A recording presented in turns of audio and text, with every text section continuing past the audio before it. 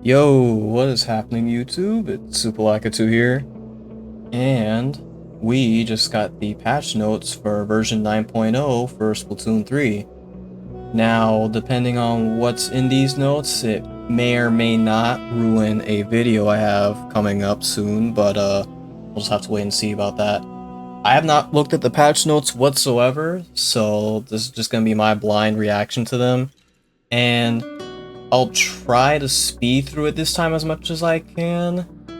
If I do end up rambling, it's just because I enjoy talking about the changes and whatnot, so bear with me there. And in the last bit of patch notes, the devs were saying that they were going to be focusing on nerfs in the upcoming patch, so we'll just have to see what exactly they do change. So, without further ado, let's get right into it. So, latest update, version 9.0, added amiibo support for the Squid Sisters and Off the Hook variants amiibo. Changes to connection. Let's skip that. Improved connectivity programming to shorten the time between sent data being received by recipients and a response time that is then returned. For general connectivity during multiplayer, an average reduction of approximately 0.4 60th of a second is expected. The amount of reduction will vary depending on the amount of information being sent back and forth via connection and the processing load. In situations such as dealing damage to or defeating foes, an average reduction of approximately 3.4 out of 60ths of a second is expected. So, I don't know what the specifics of this are, but what I'm assuming this is that generally the connectivity is supposed to be improved. Well, that's great. We definitely needed that for this game, but by how much? I mean, they have it listed here, but like I said before, I don't know the exact specifics and how impactful this will be, but if it just means the game will be more responsive overall, then obviously that's a great change, and I'd be happy to see that. But moving right along, oh boy, here we go. Oh boy, here we. Oh. Okay. I need to calm down for a sec. All right, so Squeezer got hit. Slowed the speed of the first shot fired after pressing ZR by approximately 5% and shorten its. Oh no, shorten its flight distance. Oh, they did hit its range. Okay. Slowed movement speed while firing by approximately 8%. Okay. And Squeezers already ran a bunch of run speed because of how mobile it was. Now it's like mandatory. It's not like just they don't really have as much gear freedom as they used to be. Okay. Ooh, already starting off pretty heavy. Oh, here we go. Okay. I'm just gonna keep it a buck with you guys. This is spoilers for the next video, but I was going to do a video on the range blaster. It was gonna be a meme video about how stupid I found the weapon to be and just how easy it was to play. I'm still going to upload the video because in hindsight this is pretty funny. So I'm just gonna read what it says. Decrease the radius of damage explosion by approximately 6%. Yes! This right here is what I wanted. Oh man, yes. Oh, thank you, Splatoon devs. Like, me, would I say I'm like the #1 range blaster hater? Probably not, but man, do I dislike fighting the weapon. So seeing this actually, you know, being the thing that they addressed is so nice. Cause there were just times where range blaster would just chip you from like distances that it really has no right clipping you in, and then you just die for it. Like, you don't even have to really remotely aim towards where your opponent is. Just as long as you have like a general view of where they are, you're gonna get hit pretty much. So, and then decrease the radius of ink splatter at the point of impact with a floor or wall, or when detonated mid-air by approximately 9%. Did they revert back the paint buff? Oh, that's big too, because this is sort of like an unintended consequence, I feel, of them buffing Range Blaster's paint, is that when a Range Blaster hits you, it actually paints the floor underneath you, so it makes it even harder to retreat from it, basically making a lot of its 2-shot kills like guaranteed. So if this is what that is addressing, then oh man, yeah, that's a big hit towards the weapon. But honestly, it was like just so like, I wouldn't say like easy to use, but like you really didn't need a whole lot of skill playing the weapon until like, I guess you get into the super upper echelons of like ranked. So like say like top bit of like X rank and whatnot, like top 500 and such. That's when you really need to like, you know, get good with like your one taps and all that and your positioning. But like in just every other mode, like series, open and whatnot, like it's not that hard to use the weapon. I'm gonna be completely honest, and you will probably see that once I upload the video relatively soon. I'll try to get it out before the actual patch drops, because then at that point it'll just be like outdated. So yeah, but that's beside the point. Ooh yeah, we're really hitting stuff now. Oh, here we go, Snipe Rider, the long-awaited. People have been asking for like what I want to say feels like a year now or so for Snipe Rider to finally get like nerfed, and this seems to be what they're finally doing, and it's not just like a points for special nerf. Slightly decrease the width of spray droplets created by shots. There we go, paint nerf. There, like that's what I guess people were mostly asking for. It's just a paint nerf, because regular Snipe Rider would be such a big cooler spammer. Like it was so easy to spam cooler. It was so easy to cap a lot of zones and splat zones. It just covered so much ground that it's like it was just so easy to do, and now it seems like it won't really have that freedom to just kind of sit back and paint a whole bunch and throw out coolers.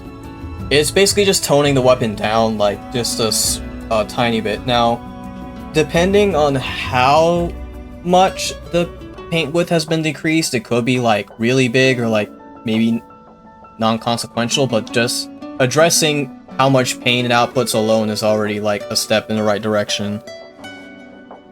So that's my thoughts on that. Slosher, oh okay, they are hitting Slosher. Increased the amount of ink consumed by approximately 9%. That is definitely a hit, though. Honestly, 9% is pretty hefty though. So I wouldn't really consider it a slap on the wrist, but I mean like the Slosher still has its range, it still has its damage, it still has, you know, the 50 damage fall off that could combo into like other stuff. So offensively, it's still good. It just, you can't just throw it as a whole bunch of sloshes now, which actually does kind of nerf its pain output as well. So it won't be able to throw as many like strikes for like the vanilla slosher. Sadly for like Slosher Deco, you won't be able to get as many zip casters, but I mean, you know, small price to pay, I guess. Alright, let me see. Okay. Heavy Edit actually getting hit. Now, Heavy Edit was a weapon that I considered pretty strong. Definitely not as a weapon that I had like a super hard time dealing with, unless it's like, you know, I use like some of the slower weapons or just weapons that don't really outrange it. So I guess in some cases I'd struggle with it with Dynamo, but like not to the point where I just absolutely hate fighting it every time I see it, like Range Blaster. But considering the fact that it is very, very popular in like the comp scene, whether that be the cooler variant and now it's got like the variant with Crab Tank, like Heavy Edit's been doing really, really good right now. So them actually, you know, hitting it makes sense. So slightly decrease the number of spray droplets created by shots. The frequency of inking occurring at player's feet is unchanged. Okay, so just a paint nerf pretty much. So it won't be able to output as many coolers or crab tanks. Alright, yeah, that's a fair nerf, I'd say. That's reasonable. Because it would get those two specials quite a bit, especially considering that I think on both kits the points for specials like 200, not even 210. I could be wrong about that, but if I am, I'll probably just put it like a little disclaimer like in the video, but yeah, this will definitely hit the weapon, but honestly I'd say it's a pretty fair nerf overall. And yeah, the weapon's still gonna be pretty strong regardless. Well string, okay. This is another weapon I wanted to make a video on, but I just haven't really gotten to it. And I'm kind of, I won't say surprised that they are touching well string, but I was just expecting a well string nerf to happen like maybe in the next patch after this upcoming one, because they usually don't like to touch the newer weapons that were released within a season until like 2 seasons after. That was the case with the Dowser Dualies and the Recycle Umbrella and some of the other like past like debut like new season weapons. So I guess they heard the outcry of how like kind of crazy the weapon is and are addressing it. So decrease the radius of ink splatter that occurs upon impact by approximately 8%. Huh. Decrease the radius of ink splatter. So this could mean one or two things. It could either mean they decrease the explosion radius, meaning that the hitboxes on the explosions are smaller, which would definitely be a big hit for it. Or it's essentially saying like it decreases the paint. Or it means that both of those got hit essentially, because if you decrease the radius of the ink splatter, that would technically mean that both the radius for the damage and the paint of it would just decrease, unless they like explicitly said so, like they did with Heavy Edit up here. So yeah, that is definitely a hit to the weapon for sure. We'll have to see how much of an impact this does, but yeah, like Wellstring was pretty dang good. I think people were really underrating it on launch, myself included, until like I actually got to see the weapon in action and actually tried it out for myself, and man, the things that this weapon can get away with is pretty dang nasty. So I am surprised that they actually did decide to tone the weapon down this early on. I thought it would take at least another patch or so for them to do so. But doesn't seem like they've affected its object damage at all, so it can still 2-tap the Rainmaker shield, which is kind of an issue, I won't lie. But I don't know, maybe they'll have something down here for it, who knows. So if I scroll down, oh, here we go. This is the big one. Trizooka. We already know how stupid this special is, and just how busted it's been over the past like year or so. Increase the amount of time between activation and becoming able to fire by 1/12 of a second. There we go. There's the startup nerf. I don't know if this is the exact same timing as a Inkzuka was in Splatoon 1, but if it was, that's already a dub right there. Like, the big problem with Trizooka is that you could use it as a panic button, and you could pop it on someone and the other person would just not be able to react to it in time because of how fast you could shoot out the shots. So them actually increasing the startup of it not only gives players the ability to actually, you know, navigate around the Trizooka, but it also forces the Trizooka user to not just use it as like a panic option or as a way to try to like blindside people. So that is definitely a really good change. It's definitely what the special needed, and it still keeps its strength too. So, you know, it's not like getting like weaker like in any sense. It's just definitely more like balanced now, which I like. I'm kind of surprised that Cooler isn't here, but maybe that just goes to show that the devs just really like how Cooler plays into the meta and they just don't really want to like change anything about it. So yeah, I mean, we'll have to wait and see about that, but this is already like all this stuff right here, really good. The one glaring thing about these, like at least these weapon notes, where's 52 Gal? Why isn't 52 Gal on here anywhere? of the 4 horsemen of the apocalypse, as I would like to call them, which would be Squeezer, Range Blaster, and Snipe Rider, and 52 Gal. 3 of them got hit, 52 did not get hit.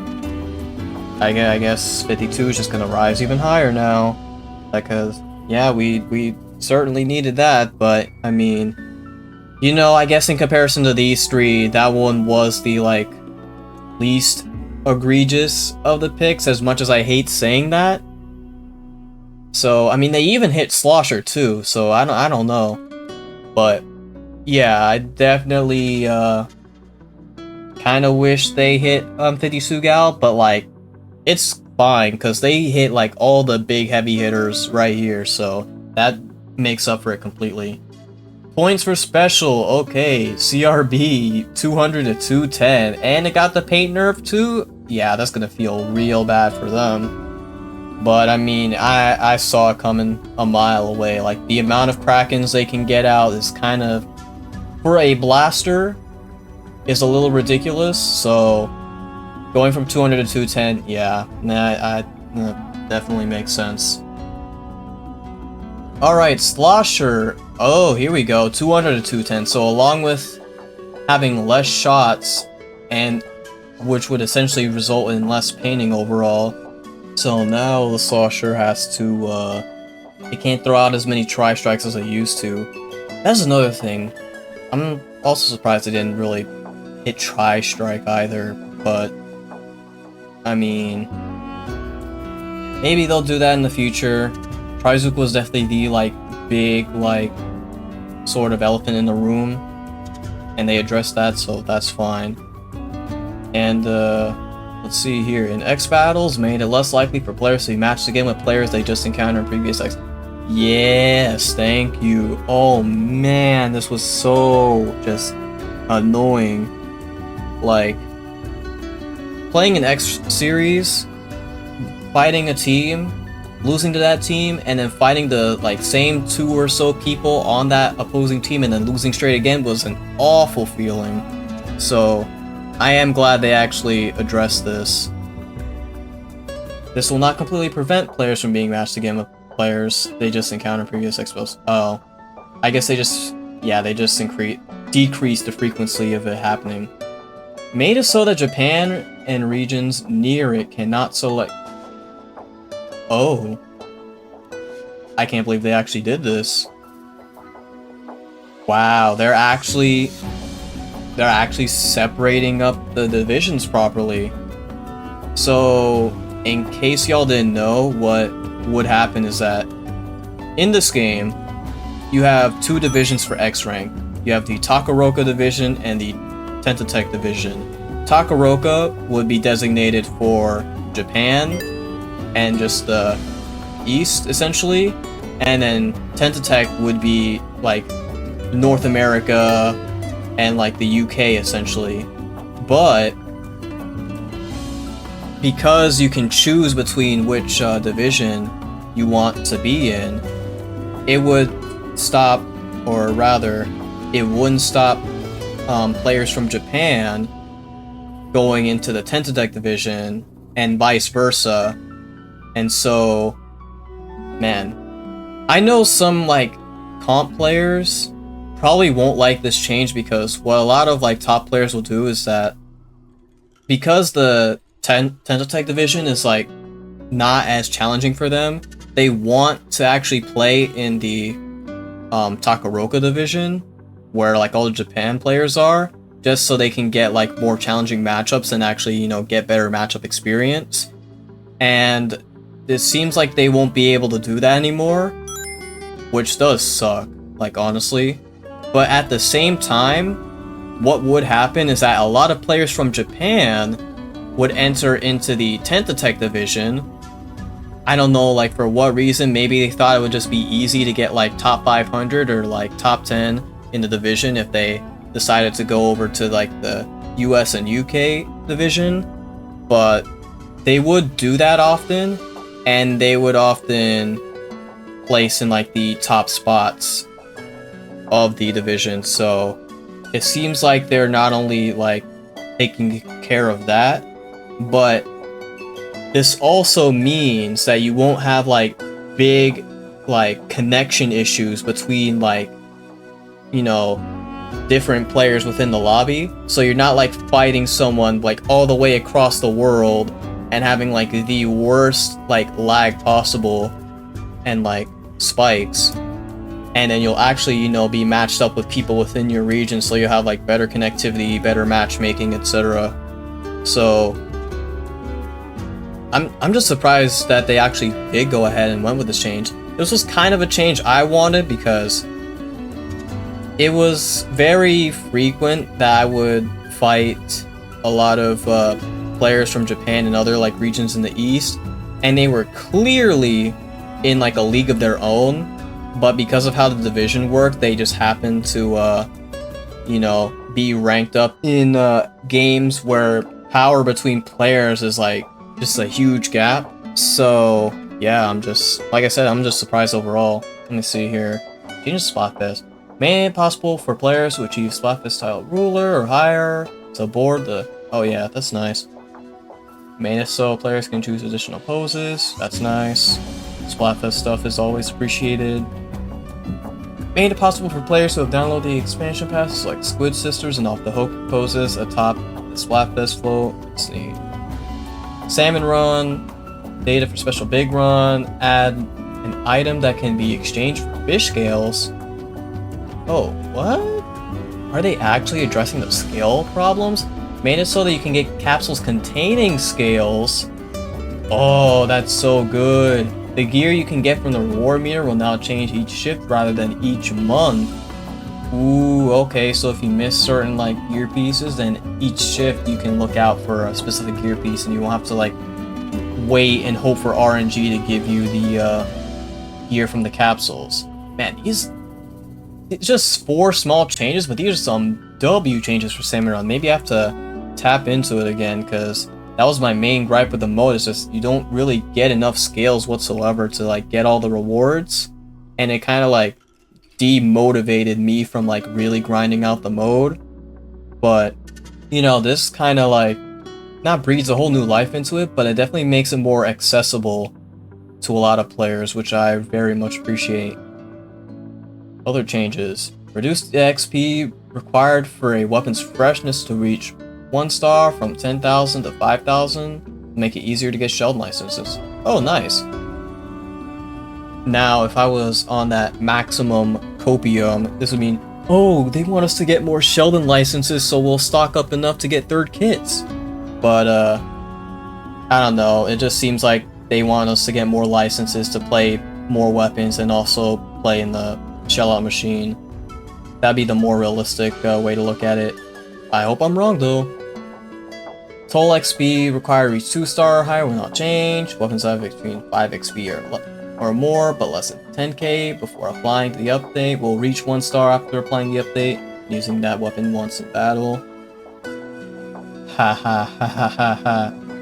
Change the design of some splash tag banner designs. All I'm gonna say about this is if you know, you know.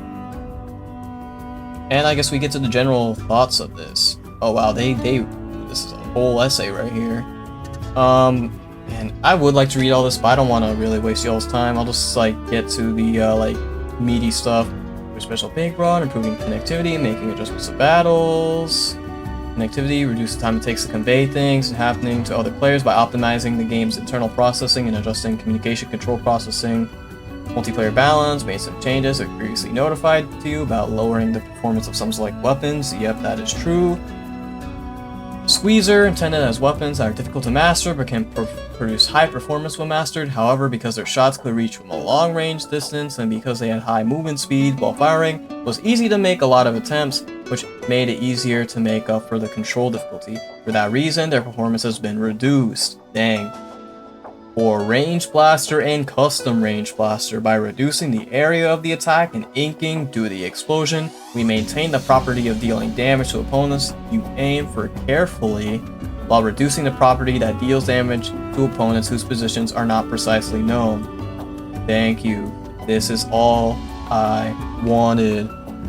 Oh man, because this right here, like, Like these words right here, that was my biggest gripe about the weapon, but they took that away, and now it's still good, it's still strong, it's just less stupid now.